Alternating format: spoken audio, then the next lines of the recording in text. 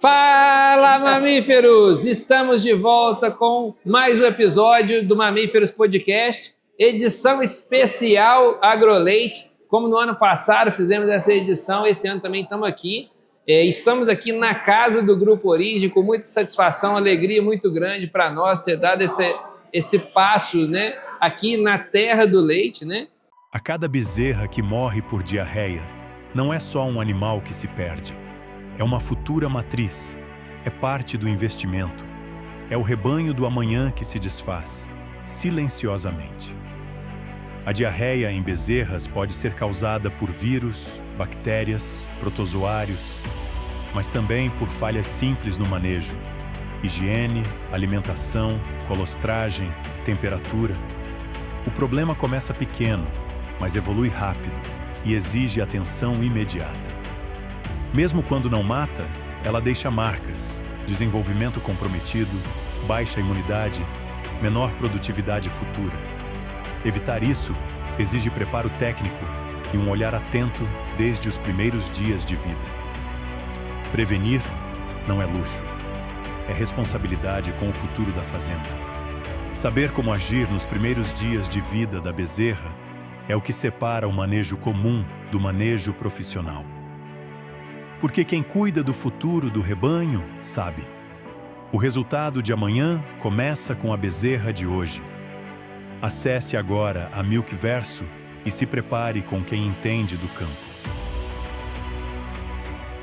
Para trazer mais informação de qualidade para vocês, vocês sabem muito bem como funciona. Para quem não me conhece, meu nome é Ronaldo Carvalho, sou diretor do Grupo Origem e também da Companhia do Leite, empresa na qual vocês têm aí mais intimidade, vão conhecer cada vez mais aí nosso Grupo Origem. E hoje vou falar para vocês sobre um tema que tem grande potencial, um tema que vai ser grande desafio para nós, para o Leite 2030, que é sobre bem-estar animal. E nós definimos nessa prosa de hoje como um bem-estar animal simples e lucrativo para a atividade leiteira. E para falar sobre isso com muita satisfação, com muita alegria, nós estamos aqui com o professor Marcelo, que é uma referência nacional no bem-estar animal e que vai conversar com vocês, mamíferos, sobre esse tema. Se você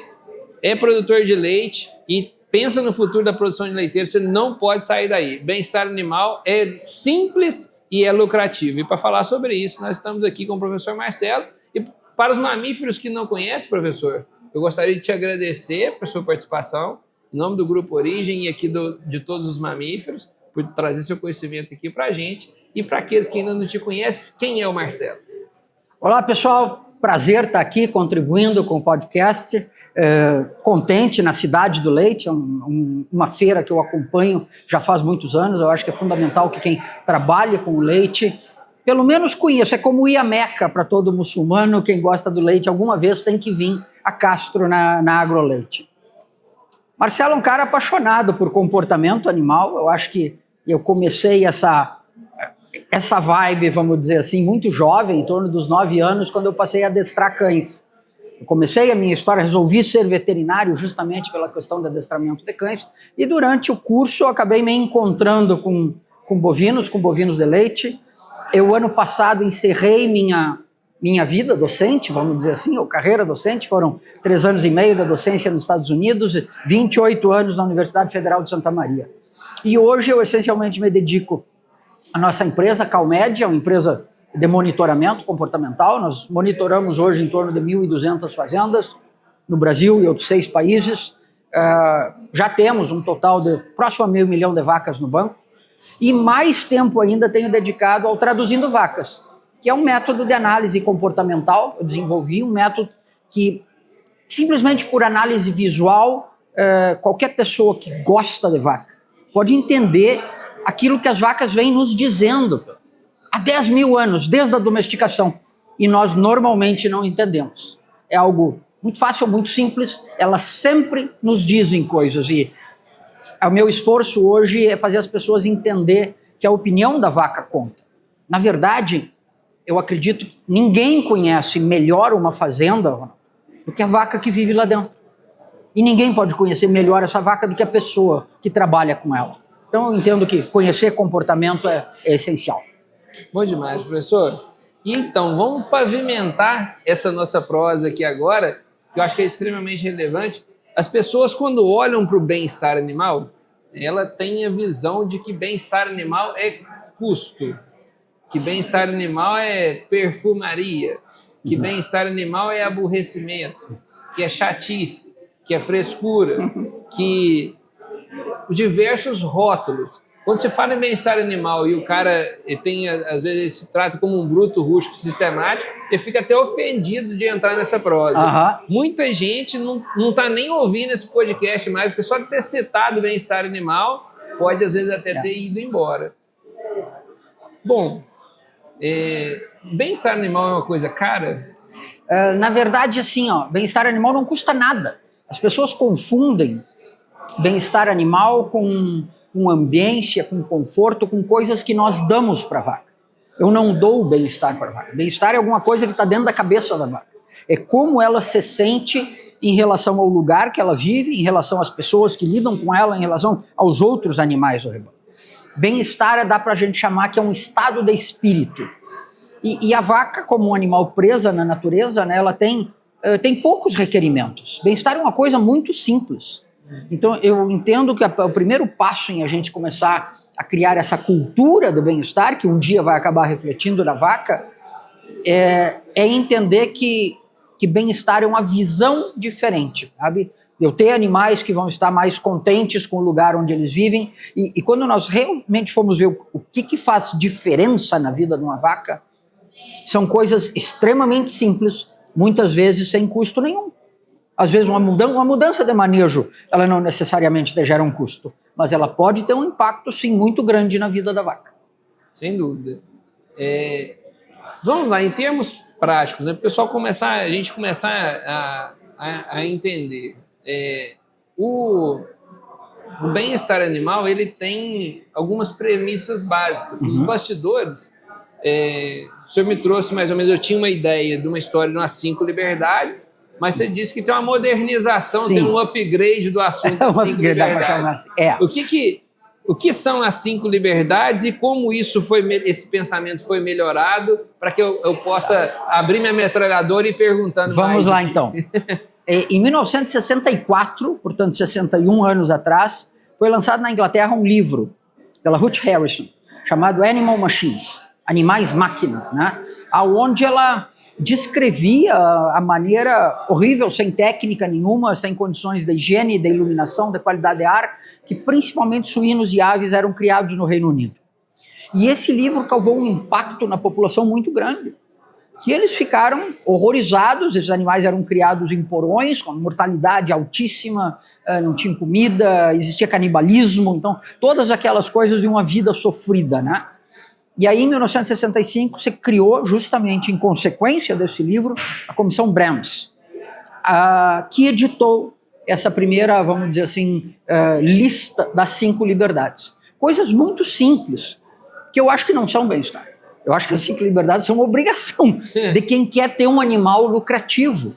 Sabe? É básico. Se eu não tiver as 5 liberdades, é óbvio que eu não tenho lucro naquilo que eu estou fazendo. Eu acho que ninguém cria vaca para bonito, né? Então isso é básico. O tempo foi passando e em 94, David Mellor, da Nova Zelândia, lançou um outro sistema de se enxergar isso aí, que são os 5 domínios. Os 5 domínios do bem-estar animal, eles incluem o estado sanitário, então quanto de doença eu tenho, o estado reprodutivo, o ambiente, a nutrição e o estado emocional.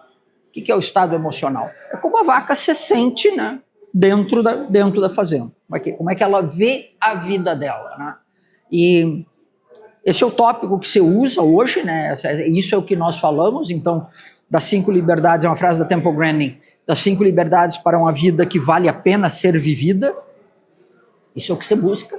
E hoje a gente vê que a gente essencialmente, assim, quando eu chego próximo de um estado emocional afetivo, de uma vida que vale a pena ser vivida, eu tenho uma vaca que fica muito menos dente, ela reproduz melhor, ela vive mais, ela deixa muito mais leite na fazenda, pelo mesmo custo.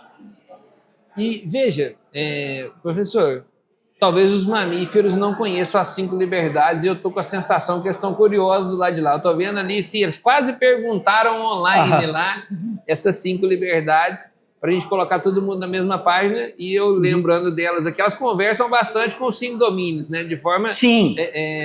Nos 5 domínios eu amplio o campo de entendimento sobre o negócio na minha visão, mas praticamente nós estamos falando de coisa muito parecida. Muito parecida. O que tem de bem diferente é o estado emocional. Sim. Isso de fato é diferente. Né? 5 liberdades, fome e sede, livre de fome e sede, livre de dor e doença, livre de medo, livre para expressar os comportamentos naturais da espécie.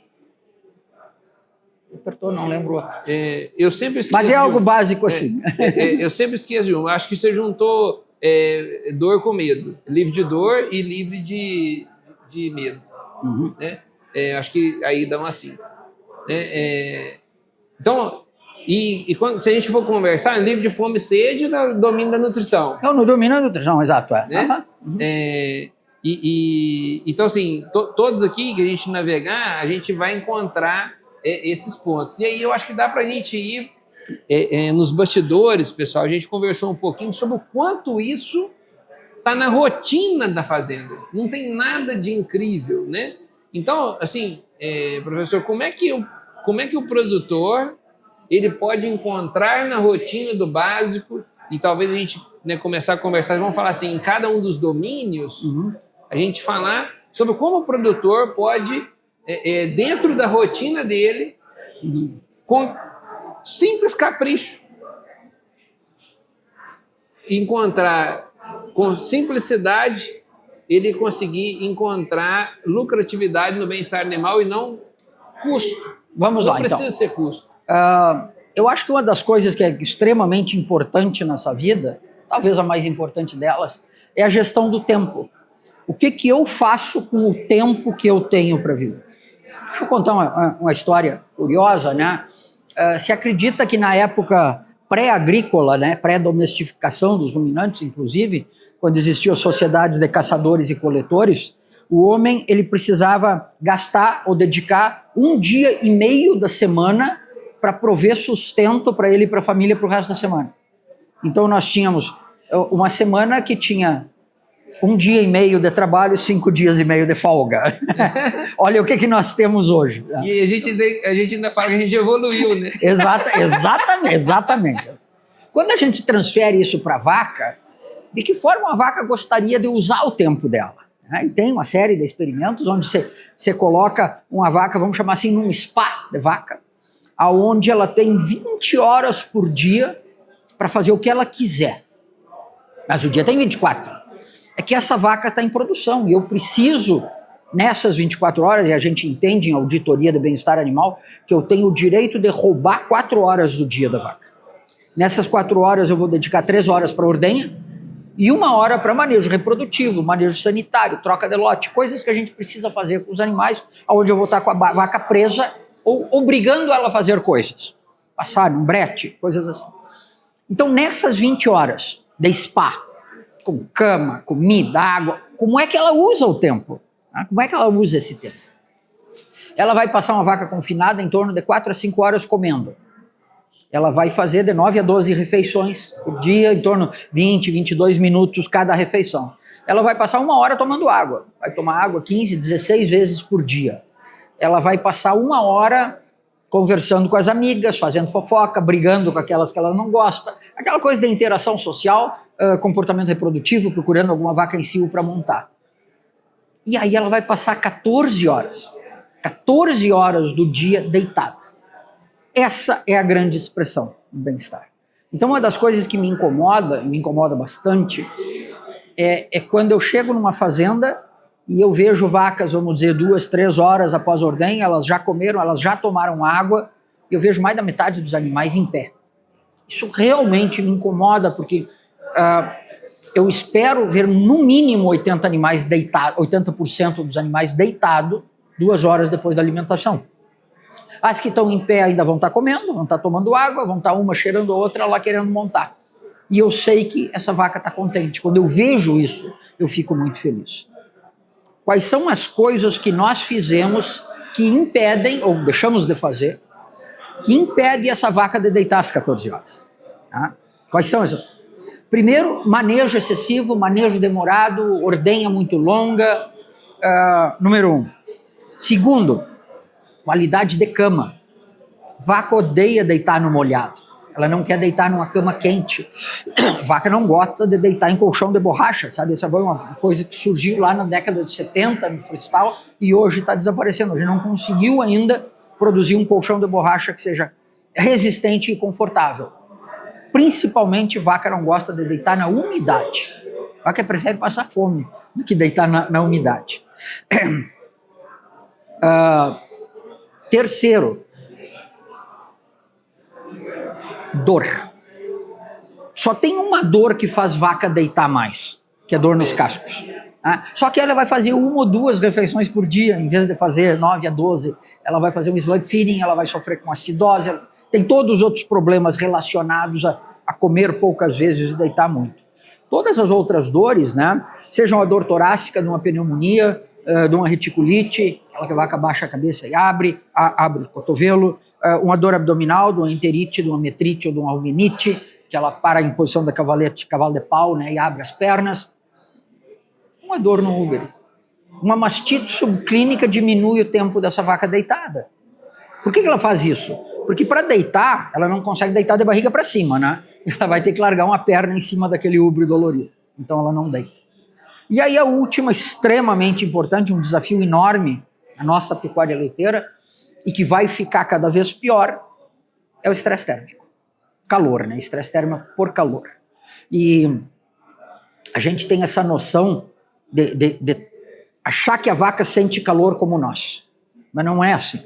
A vaca tem uma estufa enorme dentro da barriga, o rumen, né? E o rumen funciona, pessoal, 4 graus, o rumen de uma vaca bem alimentada, 4 graus acima da temperatura do sangue. Então eu preciso dissipar. Às vezes as pessoas dizem, a vaca não pode estar com calor porque está fresquinho. Mas ela tem um rumen funcionando a 42. E ela precisa dissipar esse calor, né? A primeira coisa que ela faz é ficar em pé. Então são 4 coisas simples que eu procuro mostrar para as pessoas. Uma dessas 4 está acontecendo na fazenda. E às vezes é, por exemplo, eu reconhecer esses animais com dor e tratar mais cedo, não esperar acontecer uma doença, levar a vaca para a sombra, procurar um lugar onde tem uma cama mais seca para ela deitar. Vou colocar uma quinta aqui no Brasil, e talvez seja, né, é muito comum, ela ter que ir para caça. A fome faz ela ter que levantar para poder correr atrás da comida que ela não tem disponível, né, ali próximo. Isso dela. É muito claro, né? Uma vaca confinada não tem comida no coxo, ela fica esperando. Não só levantou, ela teve que ir à caça, ela teve que ir à busca, né? E se ela queria, né, na opção dela, dada a ela a opção do spa, né? Ó, aqui tem tudo que você quer. Escolhe o que você quer fazer agora, né? Se na decisão dela querer estar 14 horas deitada e você deu a ela uma condição onde ela tem que ir para a guerra buscar uma comida que não existe, se eu tenho uma pastagem compactada, né, ela consegue comer mais rápido e deitar, e se essa pastagem está distribuída ou ela está praticamente inexistente, ela tem que ir para a batalha, tem que ir para a busca. Exatamente. E aí isso aí vai... mais do que não deitar, ela vai ter que andar, né? Ela vai ter que caminhar, exato. Que é pior para ela. Então veja como são coisas simples, né? Porque é isso que a vaca entende como bem-estar, deitar. 14 horas do dia dela, ela gostaria de estar deitada, né? E aí teve muita gente que está nos assistindo que se identificou. Muita gente se identificou. Não tiro a razão. Não tiro a razão. Se eu pudesse estar 14 horas do meu dia deitado, as pessoas entenderam de forma fácil porque a vaca pensa assim, né?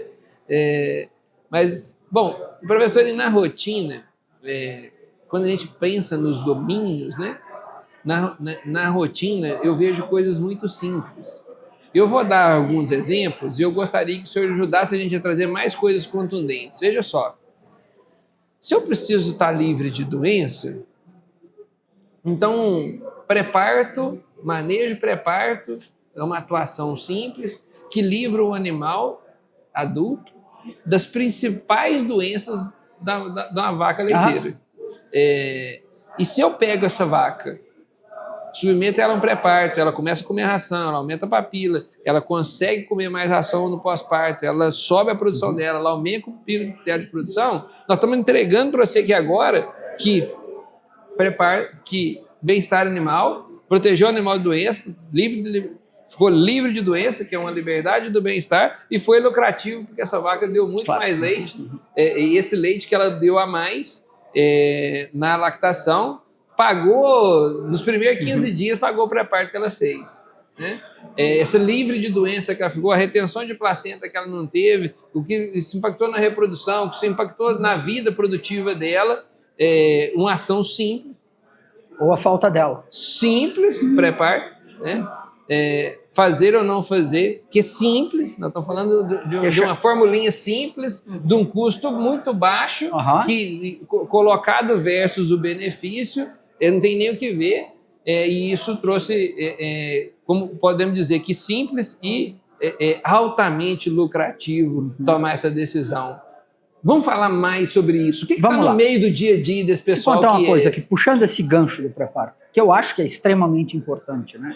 Eu costumo brincar, por sinal, disse isso hoje de manhã, que as pessoas hoje que trabalham com vaca, claro, tem muitas outras coisas para fazer, eu tenho telefone para olhar, eu tenho computador, tenho casa, tenho negócio, tenho que pagar conta, tenho que negociar compras, mas as pessoas elas estão entrando num estado de carência de vitamina. Brinco dizendo isso. As pessoas estão... a pessoa que trabalha com vaca, ela tem que tomar 2 doses diárias de vitamina I. E elas não têm feito isso. Vitamina I, vitamina I. Corte, hein? Esse dá um corte, vitamina I. E olhar a vaca. Tá, boa. E as pessoas não estão fazendo isso. Eu preciso olhar acima de tudo o meu pré-parto. Elas estão comendo com voracidade ou elas estão comendo com medo ou estão comendo devagar? Mas eu não consigo estar olhando todo o tempo que elas comem. Vamos olhar a score de enchimento ruminal. Essa vaca, ela tem... Lembra que vaca preza por constância. Ela quer ter um dia igual ao outro. Aquela vaca que um dia no pré-parto come, no outro dia não come. Então eu tenho score 3 de enchimento ruminal, score 2, aquele rumen mais vazio, às vezes score 1. A vaca que tem medo de chegar no coxo, às vezes porque tem uma vaca dominante lá, que quer mostrar hierarquia, mostrar que é mandona, ela não come. Às vezes, um lugar que vaca adora mostrar dominância é no coxo d'água. Aliás, é o lugar onde elas mais gostam. Né? Observe uma vaca que sai da ordenha, 30% da água que uma vaca toma durante o dia, ela toma na saída da ordenha. 15% da manhã, 15% da tarde. Eu soltei 4 vacas, eu tenho uma ordenha simples, não duplo 4. Eu tenho 2 primíparos, uma vaca secundípara e uma vaca mais velha, mandona. Como é que ela vai tomar água? Ela não chega de frente no coxo. Ela vai se atravessar para as outras não tomarem. Elas fazem questão de fazer isso, sabe? De dizer, aqui sou eu que mando. Se tiver outra, ela vai empurrando. E aí, esses animais que não tomaram água, é óbvio que eles vão comer menos. Essas coisas estão relacionadas, né? Lembra que a água é o principal nutriente. Se fala pouco dela, porque ela é de graça, ninguém vende água, né? Então eu preciso ter água disponível, né? Água relativamente limpa, né? Com bom grau de limpeza. E dos lugares que eu mais vejo relaxar a qualidade de água é no pré-parto. Gosto de pré-parto, ninguém limpa, né? Quando está muito sujo, pessoal. E consumo adequado de água, e uma vaca de lactação, eu estou falando de 180 litros dia, é fundamental para manter saúde. 180 litros. Uma vaca com 40 litros de produção, ela deve tomar 180 litros dia. Até para o rim funcionar, né? E recircular através da anidrase carbônica nos túbulos proximais do rim, recircular bicarbonato, né? Ela larga o ânion carbônico, larga um hidrogênio na urina e traz um ânion carbônico de novo para prevenir a acidose.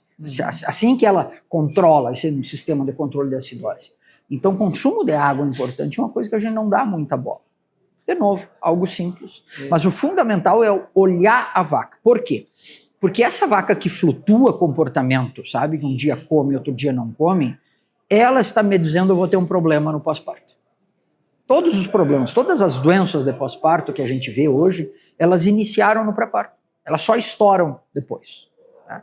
Então, essa eu diria, uma atitude que não custa nada. Custa, sabe, 10 minutos da manhã, 10 minutos da tarde. Mas eu reconhecer como elas estão comendo. Quem está comendo com voracidade ou de má vontade? Eu tive uma experiência, professor, trabalhando numa fazenda pequena, tinha 180 litros de leite por dia, e a gente tinha implementado um pastejo rotacionado, e a água da fazenda era num bebedouro natural que era no triângulo do curral. Então, tipo assim, o pasto estava aqui, curral aqui, e para tomar água era longe. Então as vacas iam tomar água e não comiam mais, iam embora. E aí a gente convenceu o produtor a colocar uma bomba e um bebedouro do lado do pasto. E as vacas passaram a beber mais água e a pastar mais, e em 2 dias aumentaram o leite para 220 litros de leite por dia. 220 litros de leite, de 180 para 220 litros de leite por dia, numa pequena propriedade, isso é rio de dinheiro. Sim. Isso é rio de dinheiro. Isso lá atrás, eu estou falando de um negócio há 15 anos atrás, eu tive experiência fazendo do Altair, produtor da Cine Verde Campo, lá atrás na empresa, trabalhava com bastante pequenos produtores na época. Então, aquilo foi um susto para nós. A gente achava que, tipo assim, vamos melhorar, vai puxar lá, sei lá, 20 litros. Olha o crescimento, né? A gente esquece, né? Nós somos 75% água, o corpo. O da vaca também. O leite é 87% água. É o nutriente mais importante que existe. E é o maior componente. Então, a vaca toma mais água quando sai da ordenha porque acabamos de desidratar ela, né? Exatamente. Dar leite, assim como dar cria, né? O parto dá muita sede e a gente pode explorar isso aí para fazer a vaca tomar uma água morna, um drente voluntário, mas dar leite dá sede também, sem dúvida. Bom, e no campo, nós demos um exemplo aqui no campo, no domínio da nutrição, né? A gente, quanto o domínio da nutrição, ele impacta esse domínio da saúde, né? Esse domínio da gente proteger o animal de doença. Então acabou que a gente deu aqui alguns exemplos, mas eu queria entrar na novidade, assim, que para nós aqui, né? Pera lá, professor. Campo emocional da vaca, que história é essa? Né? Vamos lá. Deixa eu te colocar o mamífero ele é bruto, rústico e sistemático. Você está falando que a vaca agora ela está com ciúme, que ela fica brava, que ela tem o campo emocional. Me explica esse negócio aí. Vamos lá. Saúde emocional não é frescura, né? Saúde emocional também é saúde, tanto quanto saúde física. E hoje a gente passa a entender o quanto essa saúde emocional, às vezes não desse animal, mas da mãe dela, a situação que ela passou quando estava na barriga da mãe, ou que a avó passou, a epigenética hoje explica isso aí, o quanto isso acaba afetando saúde física. Né? Isso é um troço importante. Vamos colocar assim, ó. Vamos pegar, a gente pegar a lista da Organização Mundial da Saúde, de Índice de Desenvolvimento Humano dos países. Os países onde a melhor vida que existe, o maior IDH lá na ponta estão Japão e Suécia. É o lugar de ser feliz. Por que eles encabeçam a lista de países que têm mais suicídio? Não é um paradoxo? Né? Então, às vezes, a gente vê propriedades que cuidam tudo, mas que eu tenho animais que estão, vamos dizer, eu não vou dizer emocionalmente frágeis, né? Mas existe toda essa relação com depressão e ansiedade com inflamação. E a vaca leiteira é um animal inflamado, cada vez a gente aprende mais sobre isso hoje, principalmente com a síndrome do jejum hemorrágico e síndrome do intestino permeável, ou leaky gut, que está se trabalhando cada vez mais. Aliás, o intestino é o segundo cérebro hoje, né? Hoje a gente entende isso aí. E isso acaba afetando...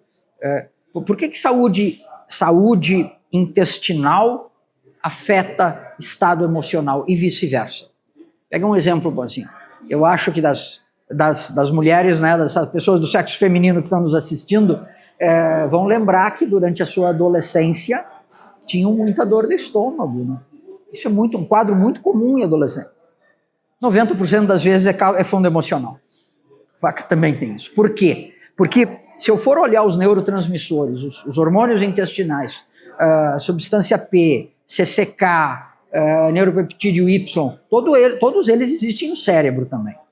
O intestino e o cérebro têm a mesma origem embrionária, eles vêm do endoderma do embrião. Então eles compartilham muita coisa. E hoje, quando a gente fala em importância da saúde intestinal e manter microbiota intestinal, é exatamente por isso. Porque saúde intestinal afeta o nosso humor. Os mamíferos estão doidos para poder fazer essa piada. É quando a pessoa está trocando o intestino para ser o primeiro cérebro. E aí ele fica com fezes na cabeça. Eu acho que pode acontecer. Acontece. Acontece. Vocês já ouviram o vovô, vovó, papai e mamãe dizendo assim, ó, você tem merda na cabeça. Né? E tá certo. Então, olha lá, o cara trocou, passou o intestino para ser o primeiro cérebro. Mas assim... E eu acho que é nesse momento, né, que ele faz essa troca, que é metafórica, que é uma brincadeira, que é de tomar decisões que afetam esse limite do ser humano, do animal, do ser vivo. Né? Então a gente está falando de bem-estar animal, mas fatalmente a gente tem esses problemas dos domínios e das liberdades nas nossas relações humanas. Sim, tá certo. Mas, professor, um pouco mais a fundo na questão emocional, como é que eu queria entender isso agora na prática da fazenda? Novamente, a gente sempre está fazendo esse ping-pong, né? A gente vem com os conceitos, entende os fundamentos, mas eu tento ir no simples. Nós fizemos uma promessa para o pessoal de ser bem-estar animal é simples e lucrativo. Por que a minha vaca não pode estar emocionalmente abalada? O que emocionalmente desestrutura essa vaca? O que eu devo fazer ou não fazer porque eu não tenho esse problema na prática, ali, no meu dia a dia? Onde está esse BO lá na fazenda? Tem muita coisa sem resposta. Né? Óbvio que tem muita coisa sem resposta.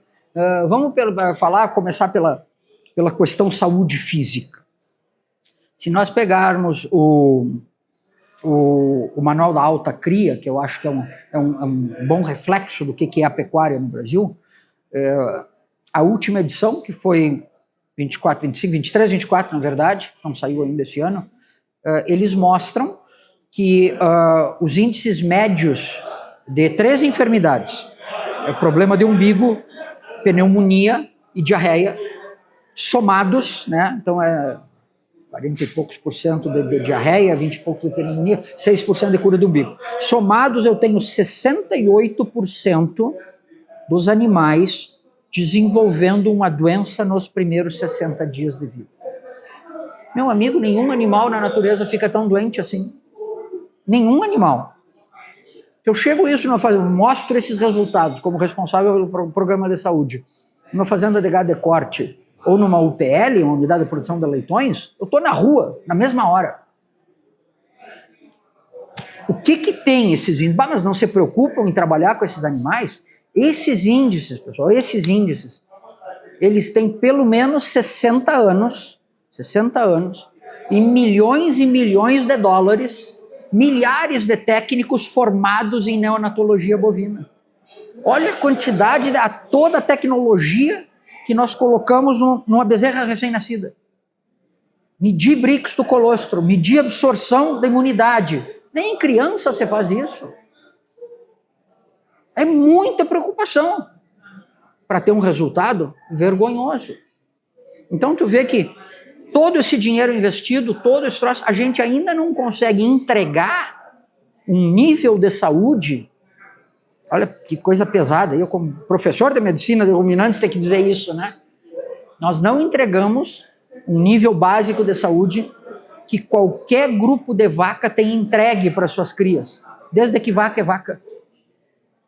Já viu que nós temos um índice de morbidade que não existe na natureza, em nenhum outro animal. Nenhum outro animal toma tanto remédio como uma vaca de leite. Nenhum outro animal fica tão doente como uma bezerra leiteira. Então vamos lá. Como é que essa coisa toda começa? Como é que é na natureza? Eu sempre olho assim, o meu padrão ouro é a natureza, não é outra coisa, né? Na natureza a vaca vai dar cria, e eu vejo vacas dando cria dentro do barro, dentro do esgoto, e os animais crescem relativamente bem. Claro que isso não é um experimento, mas são observações. Por 3 dias a cria fica escondida no lugar do parto. Ninguém vê, ela esconde na grama alta e coisa. Ela precisa fazer o imprint, né? Um tem que reconhecer a voz do outro, tem que reconhecer o mugido da mãe, o cheiro, aquela coisa toda. A partir do terceiro dia, a vaca levanta, bezerrinha recém-nascida, e apresenta para outros membros da comunidade e ela passa a ter uma vida social. A partir do sétimo dia, ela está brincando com as outras bezerras, mas sempre com vacas cuidando. Inclusive, a gente vê esse processo que eu chamo de vaca titia. Eu vejo um lote de vacas pastando e 2 ou 3 vacas adultas com 20 ou 30 bezerras. Elas ficam cuidando, elas ficam junto, né, quando elas são jovens assim. E depois elas se trocam, né? É como mães que se trocam para cuidar dos filhos. Depois dos 20 dias, as bezerras formam aqueles grupinhos, eles deixam as mães, só procuram as mães na hora de mamar. Né? Então eu tenho esses 3 momentos sociais da vida da bezerra. O que a gente faz hoje? A gente pega um animal recém-nascido, tira, bota na casinha, bota na corrente e isola. O isolamento social num animal recém-nascido que é presa na natureza vai causar medo, naturalmente causa medo. Às vezes, deixa eu pegar outro, porque o mecanismo hormonal é o mesmo. Eu tenho um auxílio ao parto, tenho um feto muito grande, eu puxei de qualquer jeito, a vaca sofreu para parir, e eu tenho um animal que nasceu com dor. Hoje a gente está se preocupando com a dor na mãe, mas o recém-nascido também sente dor. Qualquer um dos 2 processos, seja medo ou dor, ele vai estimular o eixo adrenal, vai aumentar a liberação de cortisol. O que o cortisol faz no intestino? Para o intestino. A gente tem aquele ditado, não para. A gente tem o ditado, você cagou de medo. Não, você cagou de susto, porque o medo tranca. E exatamente isso acontece no intestino. E se eu tenho um intestino com hipomotilidade, eu não tenho absorção de colostro. Então essa é uma primeira coisa, né, que a gente tem que observar, animal que pode ter dor, que pode ter medo. Se eu tenho um animal que está com dor e eu não reconheci, não fiz um anti-inflamatório, ela não vai tremer. Já viu que uma bezerra recém-nascida treme? Eles precisam manter a temperatura, né? Tem 2 coisas, né, que um recém-nascido precisa lembrar de fazer que ele não precisava na barriga da mãe. A primeira é respirar. E a segunda é manter a temperatura, ou seja, gerar calor. A temperatura corporal no recém-nascido é um negócio muito dinâmico, né? Porque são 3 mecanismos nas primeiras 24 horas. Nas primeiras 3, 4 horas de nascimento, ela treme, então o tremor muscular gera calor, até que os hormônios da tireoide comecem a queimar a gordura marrom. Aquela gordura que ela tem entre as cruzes aqui, que é feita para gerar calor no recém-nascido. A gordura marrom vai me dar mais ou menos manutenção de temperatura por 20 horas, dependendo do estado da nutrição da mãe, e a partir daí ela tem que queimar a gordura que ela absorveu no intestino do colostro. Então, em 24 horas eu tenho 3 fontes de calor para manter a homeotermia, né? E a gente sabe que esses animais que nascem com dor, tem experimentos da década de 70, eu não estou falando nada de novo aqui, é que isso ficou esquecido, né? Animais que nascem com parto auxiliado e não recebem um analgésico, eles vão manter uma hipotermia 34,5, 35, 36 durante todo o primeiro dia. E isso é o ambiente perfeito para desenvolver uma primeira infecção, ou de umbigo ou diarreia. Então, o reconhecer dor, reconhecer a necessidade desse animal, primeiro ponto é básico, né? Se eu comecei errado aí, o resto todo vai errado. Se eu separo um animal e isolo, e eu realmente acho que a gente tem que mudar essa mentalidade de criar animais em isolamento social. Isola e encerra, ela não tem contato nenhum durante essa primeira infância, vamos dizer assim. Ela vai ter dificuldades sociais mais tarde na vida. E as vacas têm. Não tem bicho que tenha mais briga, mais picuinha dentro do grupo do que vaca de leite, né? Então a gente está produzindo animais ansiosos. Isso é muito fácil de ver numa bezerra quando ela bota aquele olhão branco, grande, o branco do olho para fora. A reação do branco do olho é um sinal de ansiedade, né? Então o que a gente pode fazer para diminuir isso aí?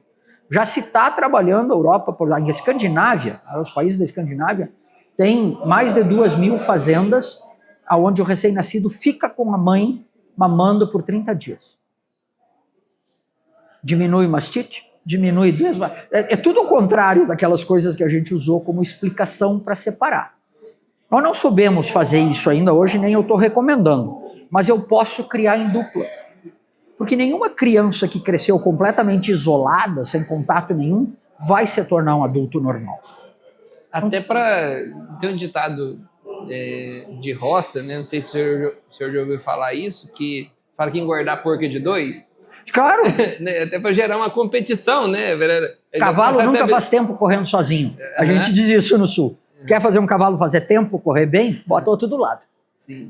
Bezerras criadas e eu não estou falando grupo de 20, não, de dupla. Uhum. Eles comem muito mais raro, elas são muito Maria vai com as outras, né? Ela vai uma comendo as outras. Tudo acontece melhor. Inclusive, tem experimentos que medem otimismo e pessimismo. Animais criados sozinhos são mais pessimistas.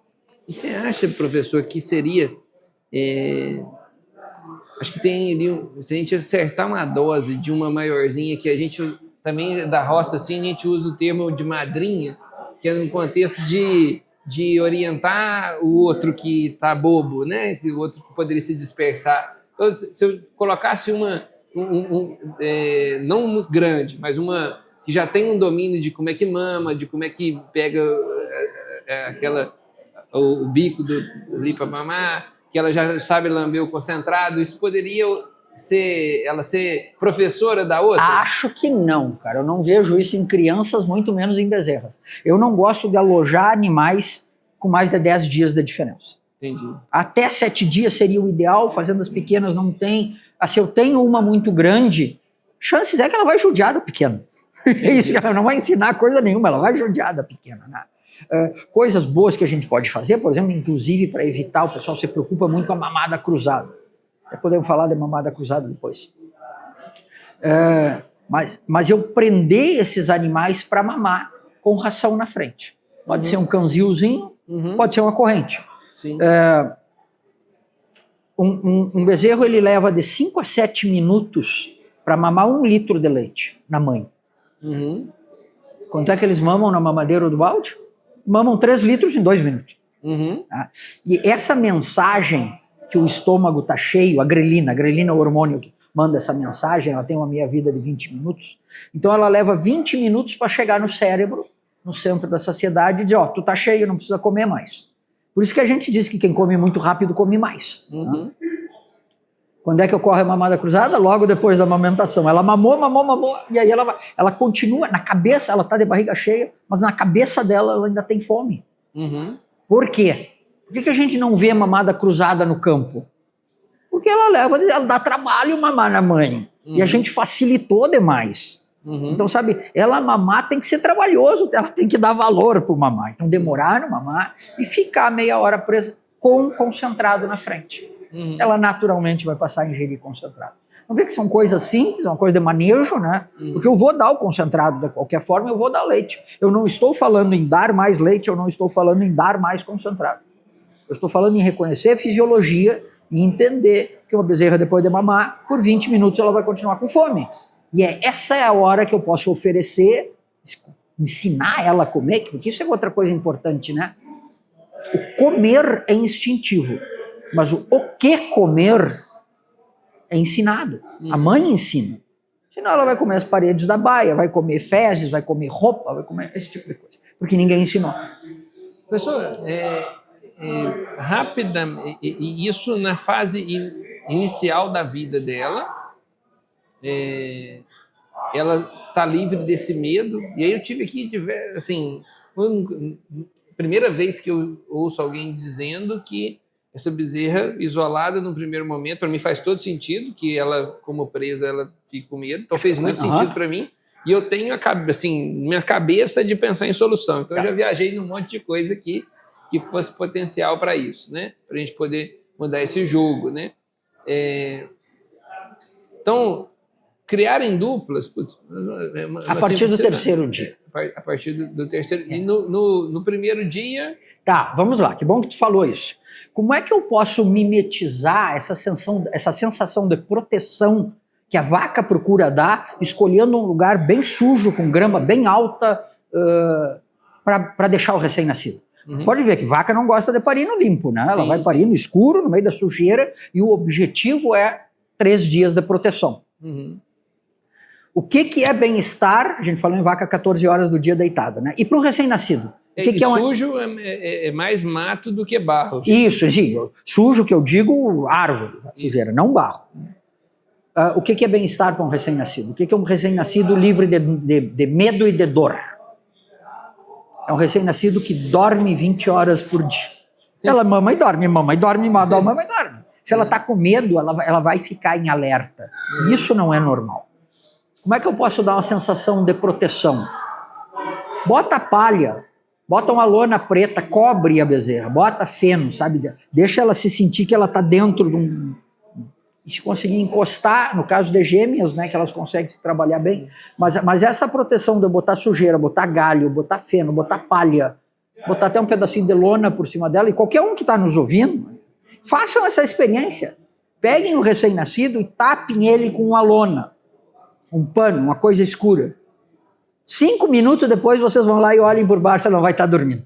É incrível como essa sensação de segurança, de proteção, vai fazê-las dormir. Eu vi numa propriedade, eu vi no Instagram de uma fazenda que criou uma capa, inclusive com o logo da fazenda, para colocar nas bezerras. Eu achei legal isso. Aí a questão da proteção térmica, tá? Para evitar, porque a capa não tapa a cabeça, né? Mas eu pensei na adaptação, né? Já pensando em tapar até a cabeça mesmo. Qual é a zona de conforto térmico de uma vaca? Né? Hoje a gente pensa entre 5 e 10 graus, tá? Porque ela gera todo esse calor no rumo. Uma bezerra é diferente, entre 17 e 25 graus. Então, em muitos lugares no Brasil, nós não temos. De manhã cedo, aí em Minas, faz mais frio do que isso, né? Então, a capa é uma boa ideia quando está frio. Tá? Por que a minha bezerra tem que estar gastando energia para gerar calor, quando ela poderia estar gastando energia para crescer, para estimular o sistema imune? Tá? Uma capa com um saco de adubo, com um saco de ureia, isso é muito fácil de fazer. A capinha bonitinha? É bonitinha, mas eu tenho opções de fazer a mesma coisa, porque para a bezerra não faz diferença nenhuma. Em tapar ela. Ela não quer uma capa de marca, né? Não, proteger do vento, sabe, esses cuidados simples. Tá? Se eu tiver bezerras soltas, jovens, e eu fizer uma barra, pega uma barraca dessas de camping, dessas pequenininha, baixinha, ou botem uma lona preta no fundo de uma baia lá, vocês vão ver que todas vão lá para baixo. Elas gostam do escuro, elas gostam de se sentir protegidas. Entendi, muito, muito legal. Essa dica... não custa nada. Todo mundo tem um resto de lona de silo em casa, né? E na prática, se a gente parar para pensar, assim, a beleza ela está muito mais na necessidade, na vaidade do ser humano, né? Lá na natureza está muito mais preocupada com a funcionalidade, né? Ela está ali numa moita lá na natureza, né? Não sei como é que o pessoal do sul aqui usa o termo, né? Mas para a gente lá, mineiro lá chama de moita, né? Que é um mato lá, qualquer lá, um mato alto lá que ela esconde. Sim, e vê assim, ó, a gente tirou dizendo isso é horrível, isso é sujo, nós precisamos de um local limpo, e hoje nós achamos essas desculpas, né, ou justificativas para fazer isso. Hoje eu crio animais quase num ambiente estéril. Faço vassoura de fogo, na troca. Tem resolvido? Não, elas continuam não, elas ficam cada vez mais doentes. Então, tá na hora da gente repensar. Tem alguma coisa que está faltando. Sim. Até hoje, a gente está vendo, né, muitas pessoas já me trouxeram isso, os desafios do bezerreiro suspenso, ou seja, preocupado ainda mais com estar limpo, né? Sim. O bezerreiro suspenso, aumentando substancialmente o índice de doença pela falta da cobertura. Claro. Né? Então, o bezerra na grade suspensa, o índice de doença... Vou dar uma sugestão para vocês, para bezerreiro suspenso. Tá? Dividam ele ao meio. Tem que ser um bezerreiro grande, né? Vamos pensar em 2,40, né? 2,40 por 1,40. Divide ele ao meio, bota um sombrite no chão, assim, pregado, se for de madeira, né? Ou preso de alguma forma, se for plástico, e faz uma cama de serragem. Bota uma tábua e faz uma cama de serragem para ela deitar na serragem e não pegar aquele ar frio por baixo. No fundo, porque não pode fazer isso onde está o balde d'água. Lembra que entra água na frente e sai atrás, né? Uhum. É uma coisa assim, tomou água, ela faz xixi, tomou água, ela faz xixi. Uhum. Então assim, eu não vou molhar a cama. Mesmo que ela faça xixi na cama, como é um sombrite embaixo, vai acabar drenando. Né? Uhum. Essa é uma maneira, é uma gambiarra, né? Para melhorar a proteção, ambiência e, acima de tudo, conforto e segurança dela. Fácil de fazer, eu posso usar palha, posso usar feno, posso usar serragem. E o pessoal não usa no suspenso, vai cair embaixo da grade. Prega um sombrite ali que segura. E assim, professor, como eu comentei, acho que talvez pode ser pouco prático, né, aqui, mas eu até quero dividir com os mamíferos aí uma coisa que eu pensei, né? Imagina a gente com um bezerreiro significativo, e seja ele com técnicas de ele tá dividido entre duplas de bezerras, mas se chega na fase em que elas estão maiorzinhas, se ela tivesse contato com possibilidade de contato visual com um animal adulto, né? Isso é uma coisa que a gente não sabe ainda. Provavelmente tem diferença, né? Mas o que eu vou te dizer que é importante se tu observar esses animais, assim, até tenho alguns vídeos de leitão, de cachorro, de bezerra, de cordeiro, eles precisam se encostar. Contato físico é o que gera essa sensação de proteção. Pode estar muito calor, mas eles dormem juntinho, um por cima do outro. E eu acho que isso está sendo positivo, estou começando a abrir um caminho para isso. As pessoas que estão tendo experiência de fechar toda a sua recria em composto, elas estão tendo experiência muito positiva com isso. Exato. Me facilita. Muitos relatos positivos, né, da bezerra, quando ele consegue, em alguma fase, né, ele tira ela leva ela mais tarde na fase de desmame ali, leva elas para um composto. Aquilo ali tem aumentado, acelerado muito o desempenho. Deixa eu colar outra coisa, que isso está melhorando, mas eu acho que eles ainda levam elas para uma vida em grupo muito tarde. Por quê? Desmame. Primeiro vamos comparar a idade de gente com a idade de vaca, né? O primeiro ano bovino, e a gente tem essa comparação para tudo, né? A vida de todo mundo tem 3 fases, até das árvores. Tem a fase de crescimento, a fase de frutificação, ou a nossa fase de vida reprodutiva, e o envelhecimento. Tá? Quando eu comparo idade humana com idade de vaca, o primeiro ano bovino equivale a 14 anos humanos, porque é a puberdade. Tá? Então, uma novilha de 1 ano seria o equivalente a um adolescente de 14 anos. Quando a criança nasce, o cérebro é o órgão menos desenvolvido que existe.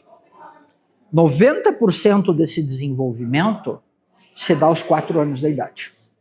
Inclusive todo o desenvolvimento de vida social. Essa criança tem que, lidar com outras crianças, com outras pessoas, e isso marca e seta pro resto da vida. Quanto é que é 4 anos da idade numa bezerra? Porque essa curva não é reta, né? Cara, é mais ou menos 30 e poucos dias. Então, essa arrancada é muito rápida, eu não posso me dar o luxo desse...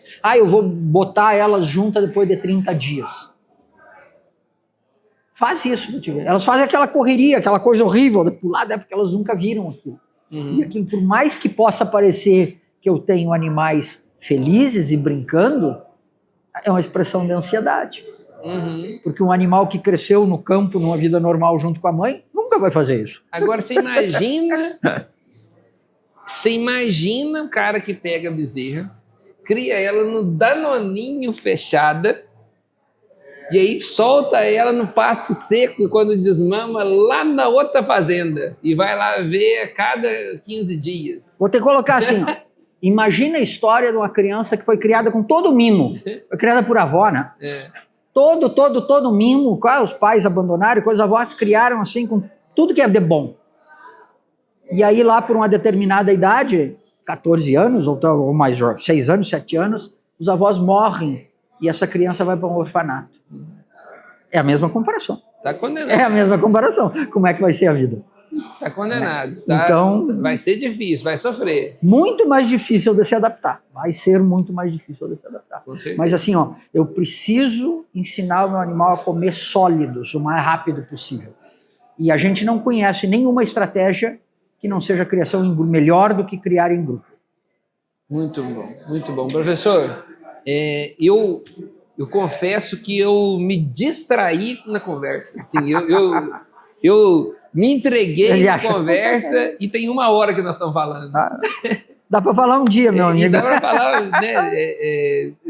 O senhor fala semestre disso, né, nas matérias, né? Então, eu sei que dá para conversar bastante, mas assim, eu te confesso que o meu sentimento é de que nós fizemos a entrega para o público de conseguir entender o que nós propomos lá no começo, que o bem-estar está na rotina, está no dia a dia. Sim, de coisas assim, simples. Coisas simples. Né? Você fala assim, se você quiser fazer, você entender o pensamento, né, do animal, o comportamento do animal, se você quiser fazer, nós citamos um resto de uma lona de silagem, aqui como um instrumento que pode participar do bem-estar do bezerro. Pode, exato. Né?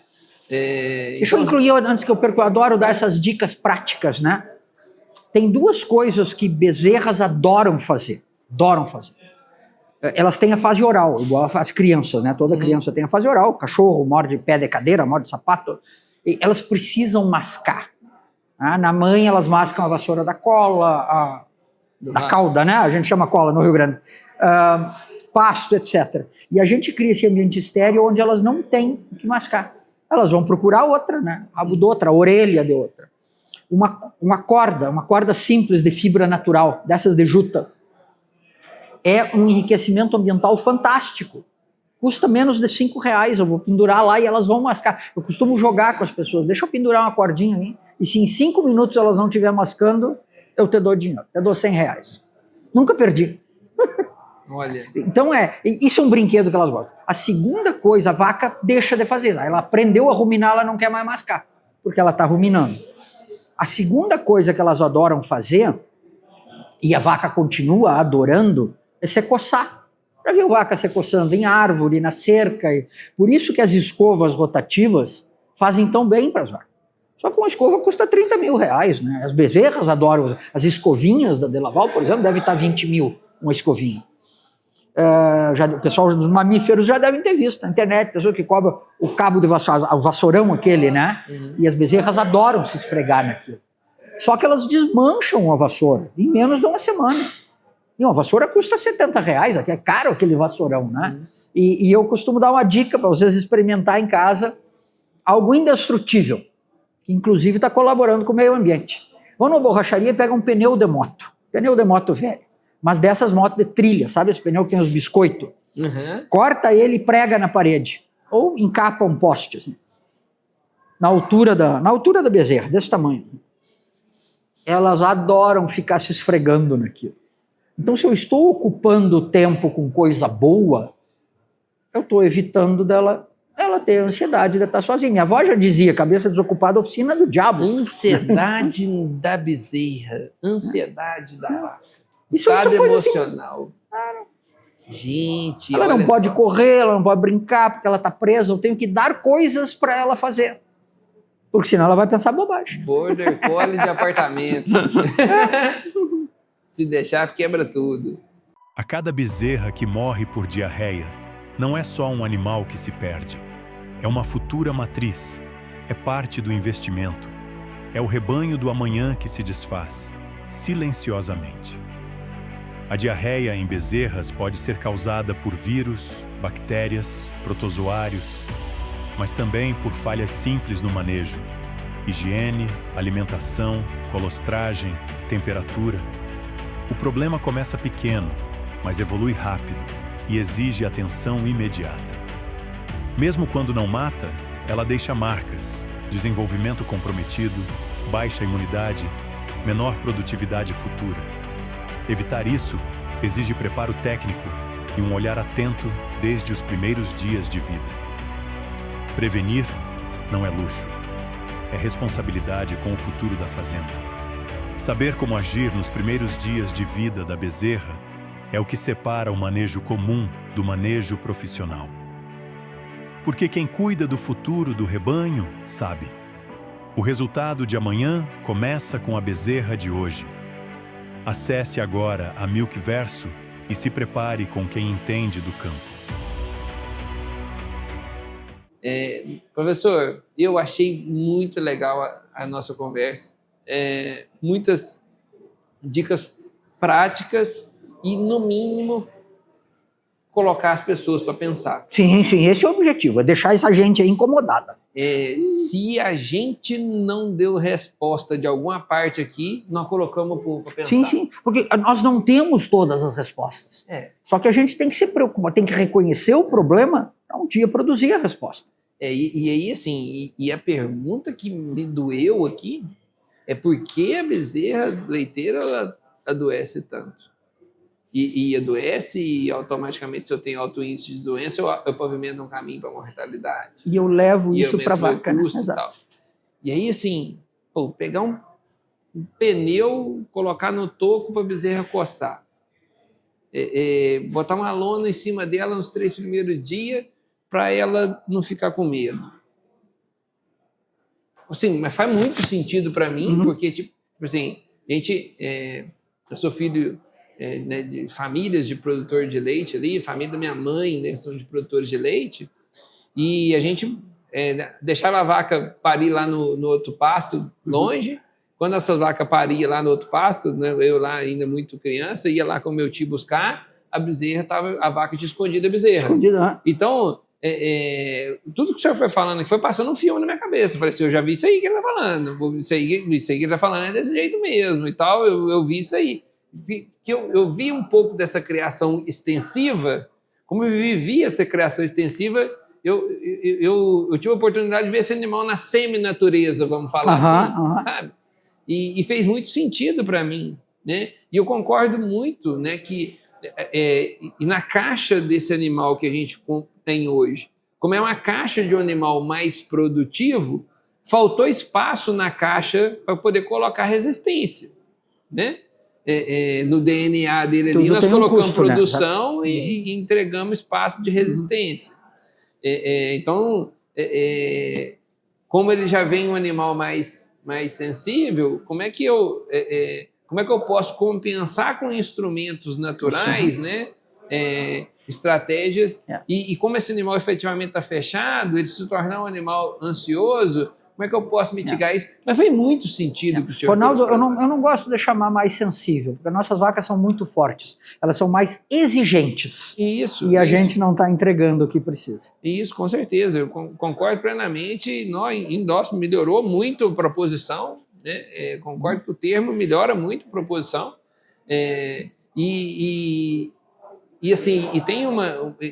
elas são exigentes a partir de uma expectativa que eu tenho de que ela me entregue resultado no final simples, mas lucrativo. Né? Então, sim, mas fez muito sentido para mim o que o senhor trouxe para nós e colocou para pensar. Eu já vou deixar assim, vou deixar o convite para toda oportunidade que a gente tiver, tanto passando por Minas, por Lavras, se a gente puder gravar outro, para a gente dar profundidade na conversa. Tanto a gente, na próxima AgroLeite, já está convidado para a gente falar um pouco mais e na oportunidade que a gente tiver, a gente puder conversar sobre o tema. Professor, em nome dos mamíferos, eu gostaria de te agradecer muito a sua participação aqui com a gente, deixar o convite para poder a gente seguir mais com todos os mamíferos aí, agradecer vocês que vieram com a gente aqui até o final e até o nosso próximo episódio. Professor, quer deixar alguma palavra para a turma? Pessoal, muito obrigado por estar nos acompanhando aí e assim, eu não vim adular ninguém. Se vocês ficaram incomodados com o que eu falei, ótimo. Deu certo. Era o meu objetivo. Porque é assim que a gente melhora, sabe? Isso. Eu gosto de pessoas incomodadas. Acomodado não. Acomodado não muda. Vai mudar quem está incomodado. Então, se você ficou bravo com alguma coisa, obrigado, deu certo. Né? Comenta aí. Obrigado, pessoal. Obrigado, pessoal. Até o próximo episódio. Tchau, tchau.